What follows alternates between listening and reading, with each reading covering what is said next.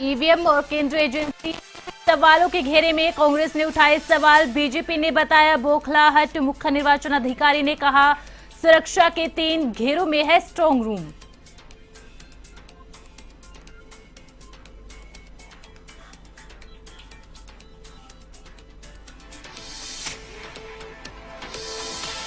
उत्तराखंड के जंगलों में धधकी आग काबू में नहीं। हजारों हेक्टेयर वन संपदा जलकर हुई राख। वन विभाग, फायर ब्रिगेड, पुलिस समेत लोगों ने झोंकी ताकत।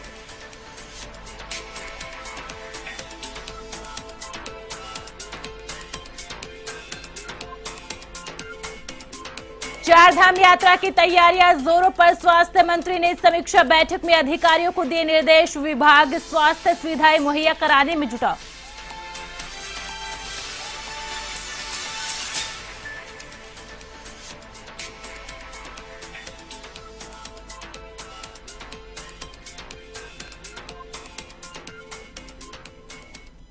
नमस्कार, एवन उत्तराखंड बुलेटिन में आप सभी का स्वागत है। आपके साथ मैं हूं अमीषा यादव। चलिए शुरू करते हैं खबरों का सिलसिला। कांग्रेस के नेताओं ने चुनाव आयोग को पत्र लिखकर ईवीएम और केंद्रीय एजेंसी पर सवाल खड़े किए हैं। पत्र में उन्होंने स्ट्रांग रूम में रखी गई ईवीएम मशीन को लेकर गड़बड़ी की बात कही और केंद्रीय एजेंसी पर सवाल खड़े किए। बीजेपी के प्रदेश प्रवक्ता कमलेश रमन ने इस मसले को चोर की दाढ़ी में तिनका बताया। साथ ही कहा कि कांग्रेस चुनाव हार रही है, इसीलिए वो अपनी हार का ठीकरा केंद्रीय एजेंसी पर फोड़ रही है। साथ ही कहा कि कांग्रेस हताश है और उनके नेता ठीक से चुनाव नहीं लड़ पाए, इसीलिए वो बौखलाहट में कुछ भी बोल रहे हैं।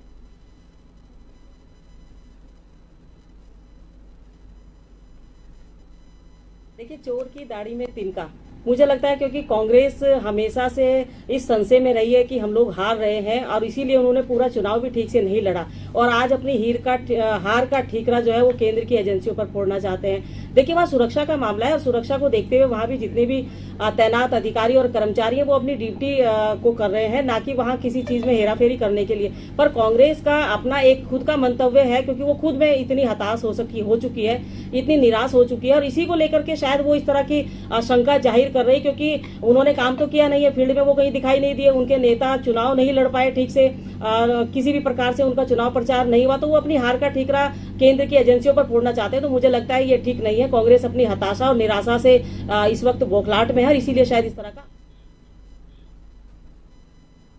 कांग्रेस ने उत्तराखंड के मुख्य निर्वाचन अधिकारी बीवीआरसी पुरुषोत्तम को पत्र लिखकर स्ट्रांग रूम में रखे ईवीएम की देखरेख में लगी केंद्रीय एजेंसियों पर सवाल उठाए हैं। अपर मुख्य निर्वाचन अधिकारी विजय कुमार जोगदंडे ने कहा कि ऐसा कोई संदेहास्पद नहीं है, सारी प्रक्रिया निष्पक्षता के साथ पूरी की जा रही है। साथ ही कहा कि जो शिकायत करता है उनके प्रतिनिधिगणों के सामने ही स्ट्रांग रूम को सील किया गया और वहां की समस्त कार्रवाई 3 लेयर की सिक्योरिटी फोर्सेज के अंदर रखी जाती है, जिसमें सीएपीएफ के साथ में राज्य पुलिस के पीएससी भी होते हैं। तीनों घेरों के बाद ही स्ट्रांग रूम तैयार होता है। उन्होंने कहा कि ऐसे में उनके प्रतिनिधियों की ओर से भी इसका निरीक्षण किया गया था और उन्होंने कोई भी आपत्ति दर्ज नहीं की थी। और जो शिकायत करता है उनके स्वयं के प्रतिनिधिगण के सामने ही स्ट्रांग रूम को सील किया गया है और वहाँ की समस्त कार्रवाई जो है वो 3 टियर सिक्योरिटी फोर्सेस के अंदर रखी जाती है, निरीक्षण किया गया है और उन्होंने किसी भी आशंका से उसके बाद इनकार किया हुआ है, जो कि लिखित में उनके द्वारा निरीक्षण के समय प्रस्तुत किया गया।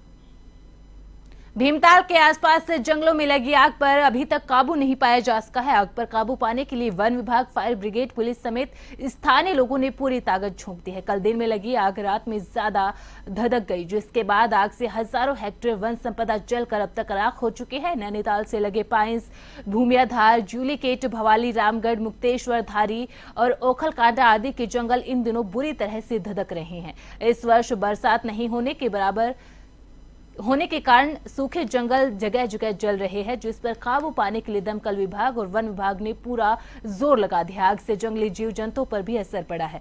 आग बुझाने के लिए अलग अलग दल बनाए गए हैं, मगर आग पर काबू पाना अभी भी चुनौती बना हुआ है। काफी समय से जंगलों में आग लगने से वन संपदा का काफी नुकसान हुआ है और इसमें जिला प्रशासन द्वारा जो कदम उठाया गया है, हेलीकॉप्टर के माध्यम से जो भीमताल झील से पानी उठाकर जंगलों की आग बुझाने का काम किया जा रहा है, निश्चित रूप से एक सराहनीय कदम है और इससे काफ़ी आग बुझाने में मदद मिलेगी और वन संपदा के हो रहे नुकसान को बचाया जा सकता है। कई समय से हमारे पहाड़ में जो ये आग लगने की घटनाएं हो रही हैं, इससे काफ़ी हमारी बहुमूल्य वन संपदा को नुकसान हो गया है और पूरे उत्तराखंड देवभूमि पहाड़ से लोग जगह जगह से आग बुझाने की घटनाओं को लेकर के शासन प्रशासन पर प्रेशर बना रहे थे। तो देखने को मिल रहा है कल से यहाँ भीमताल झील से हेलीकॉप्टर एयरफोर्स से पानी ले जा रहे हैं और जंगलों में आग बुझाने का कार्य शुरू कर दिया है। अब जल्दी से जल्द राहत मिलने की चांस। उत्तराखंड में 10 मई से चारधाम यात्रा की शुरुआत हो रही है। चारधाम यात्रा की तैयारियों को लेकर प्रदेश के स्वास्थ्य मंत्री डॉक्टर धन सिंह रावत ने बैठक ली। राज्य में लोकसभा चुनाव संपन्न होने के बाद स्वास्थ्य मंत्री डॉक्टर धन सिंह रावत विभागीय कार्यों को लेकर सक्रिय हो गए हैं। भारत निर्वाचन आयोग से चारधाम यात्रा की तैयारियों की समीक्षा की अनुमति मिलते ही उन्होंने चारधाम यात्रा से संबंधित जनपदों के मुख्य चिकित्सा अधिकारियों के साथ बैठक की, जिसमें उन्होंने यात्रा मार्गों पर स्वास्थ्य व्यवस्थाओं का चाक चौबंद करने के निर्देश अधिकारियों को दिए हैं। श्रीनगर एवं दून मेडिकल कॉलेज समेत एम्स ऋषिकेश को अलर्ट मोड पर रहने के निर्देश भी दिए गए हैं। स्वास्थ्य मंत्री ने बताया कि चारधाम यात्रा के सफल संचालन को लेकर राज्य सरकार पूरी तरह से संजीदा है। राज्य सरकार यात्रा मार्गों पर श्रद्धालुओं को बेहतर स्वास्थ्य सुविधाएं मुहैया कराने में जुटी है। इसके लिए ठोस रोड मैप तैयार किया जा रहा है। से परमिशन ली थी कि हमारे यहाँ चारधाम यात्रा बहुत जल्दी शुरू होने वाली है और हमको चारधाम यात्रा के तहत विभागीय समीक्षा बैठक करनी है, क्योंकि लाखों तीर्थयात्री हमारे प्रदेश में आते हैं। और आज चुनाव आयोग की परमिशन के बाद मैंने सभी सीएमओ की एक बैठक ली है। उसमें महानिदेशालय के भी लोग वर्चुअली जुड़े थे, यहाँ मेडिकल कॉलेज के लोग भी सब जुड़े थे और इसमें महत्वपूर्ण निर्णय लिए गए कि एक तो हम 108 जो हमारी एम्बुलेंस है वो पूरी यात्रा रूट पे लगाई जाएंगी और 80 हमारी एम्बुलेंस पूरी यात्रा रूट पे लगाई जाएंगी। लगभग 26 MRP हम पूरे यात्रा रूट पे बना रहे हैं और 45 से ज़्यादा जगह जो है यात्रियों की स्क्रीनिंग के लिए वहाँ पे व्यवस्था बनाई जाएगी। जो भी यात्री आएगा उसको पहले स्क्रीनिंग कराया जाएगा और तब उसको चारधाम यात्रा के लिए भेजा जाएगा। और इस बार हम यात्री अगर कोई भी बीमार होता है तो हमारी एम्बुलेंस 15 मिनट पर। लोकसभा चुनाव में उत्तराखंड में कांग्रेस की तरफ से स्टार प्रचारकों की कमी पर प्रदेश के पूर्व मुख्यमंत्री हरीश रावत ने कहा कि इस बार जनता और कार्यकर्ता ही प्रचारक बने हैं। चुनाव प्रचार के लिए बहुत कम समय मिला, हमारे पास साधन की कमी थी। उन्होंने कहा कि चुनाव के समय हमारा खाता ही सीज कर दिया गया था। लोगों को लगा कि कांग्रेस कमजोर स्थिति में है, गाड़ी थी तो तेल की कमी हुई, ऐसी स्थिति में भी हमने चुनाव लड़ा है।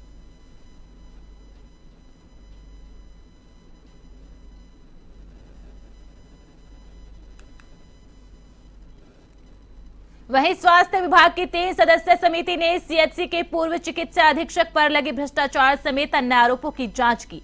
समिति ने शिकायतकर्ताओं के बयान भी दर्ज किए हैं। भाजपा नगर अध्यक्ष राजकुमार ने अस्पताल से रोगियों को रेफर करने, क्षेत्र में अपंजीकृत हॉस्पिटल को बढ़ावा देने, वाहन पार्किंग के नाम पर अवैध वसूली करने के आरोप लगाए थे। विधायक आदेश चौहान ने शिकायत में बताया कि सरकार सामुदायिक स्वास्थ्य केंद्र पर लगभग प्रति माह 1.5 करोड़ रुपए खर्च कर रही है, उसके बाद भी अस्पताल रेफर केंद्र बना है। महानिदेशक डॉक्टर विनीता शाह ने बताया कि शासन ने उनकी अध्यक्षता में स्वास्थ्य निदेशक डॉक्टर सविता हयाकी, निदेशक डॉक्टर शिखा जंगपांगी 3 सदस्यीय समिति का गठन किया गया है। समिति आरोपों की जांच कर रही है। जांच के बाद रिपोर्ट शासन को भेजी जाएगी।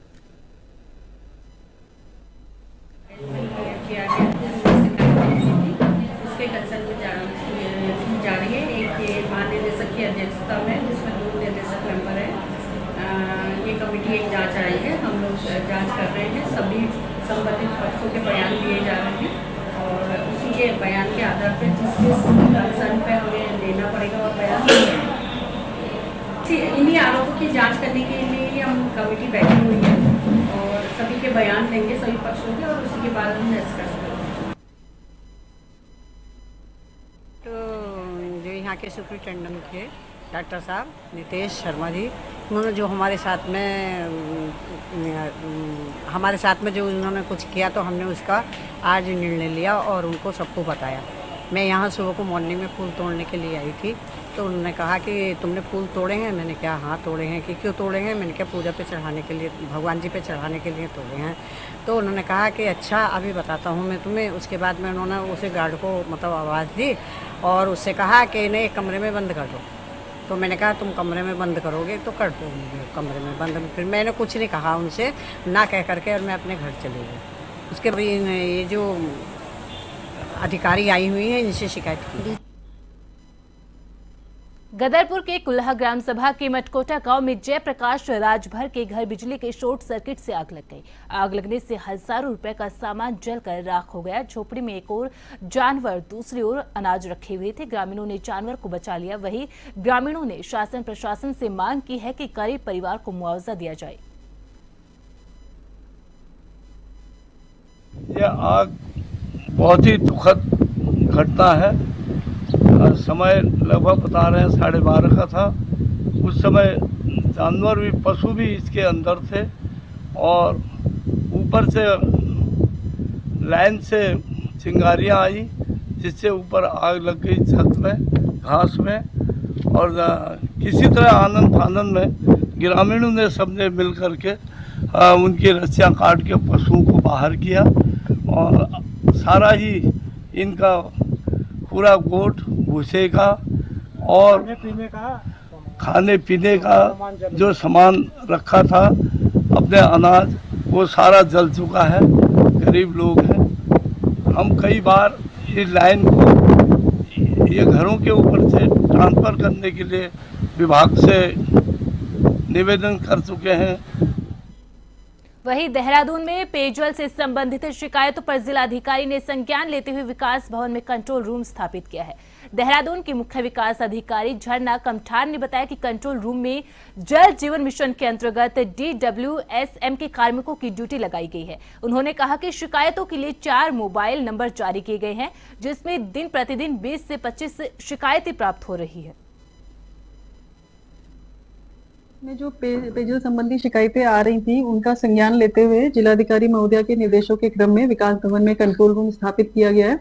इसमें जल जीवन मिशन के अंतर्गत हमारी DWSM जो होती है, उसके कार्मिकों की ड्यूटी लगाई गई है। 4 मोबाइल नंबर जारी किए गए हैं, उनका व्यापक प्रचार प्रसार किया गया है और इसमें हमें लगभग दिन प्रतिदिन 20-25 शिकायतें प्राप्त हो रही है। जो शिकायतें प्राप्त होती है उनको उसी दिन जो है संबंधित विभाग को, जल संस्थान, जल निगम के संबंधित डिवीजन को भेजा जाता है और उनसे 1 दिन के अंदर उसका निस्तारण करा के आज्ञा प्राप्त की जाती है।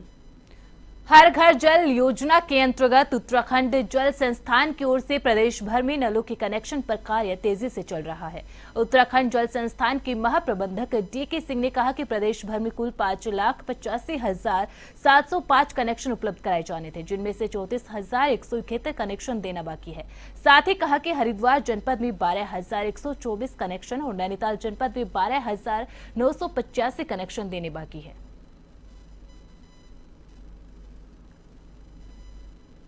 टोटल हमको कनेक्शन देने थे, जो उत्तराखंड जल संस्थान की जिम्मेदारी थी, वो 5,85,705 कनेक्शन हमको देने थे, जिनमें से हमने 5,51,534 कनेक्शन वर्तमान तक दे चुके हैं, उपलब्ध कराए जा चुके हैं। केवल 34,171 कनेक्शन है जो अभी हमें देने बाकी हैं। अब अगर डिस्ट्रिक्ट वाइज बात करें तो अल्मोड़ा में 1905 कनेक्शन अभी और हमें देने हैं।